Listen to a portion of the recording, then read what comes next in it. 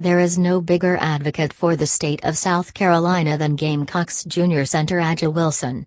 She grew up in Hopkins, South Carolina, a 20-minute drive from the University of South Carolina campus in Columbia, and a town Wilson described as chill, with a bunch of woods, and nice and quiet.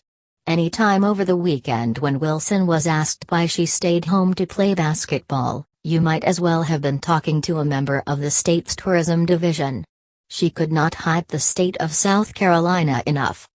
On May 10, 2008, when South Carolina coach Dawn Staley was hired from Temple, Wilson was just 11 years old.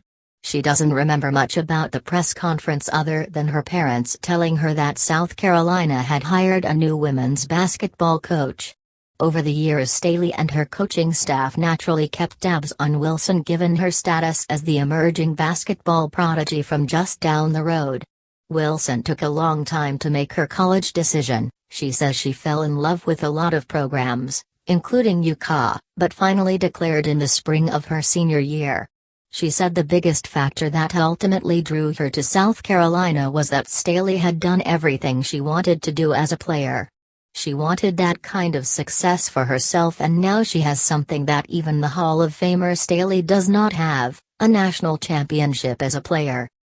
On a cloudy Sunday night in Dallas, Wilson delivered South Carolina its first national championship in basketball, a 67-55 victory over conference rival Mississippi State, the likable underdogs who had shocked UCA in the national semifinals on Friday night. In the end, Mississippi State could not handle Wilson, who dominated the post on both ends with 23 points, 10 rebounds and 4 blocks. She was named the most outstanding player of the Final Four, a runaway choice. "I remember tweeting that I wanted to be like LeBron and bring one home, and now I know the feeling of it," Wilson said outside the South Carolina locker room after the game. "The state has done so much for me, and now I can return it with a national championship. I can't even put into words what it's like when you have done something for your state. I am honored to wear these words, South Carolina, across my chest." With the game safely tucked in her pocket, Staley hugged her assistant coaches with about 25 seconds left. Then she watched the final seconds bleed out in Dallas. At 7:12 p.m. Central Time, she joined Baylor coach Kim Mulkey as the only woman to win an Olympic basketball gold medal as a player and also coach a national champion in college basketball.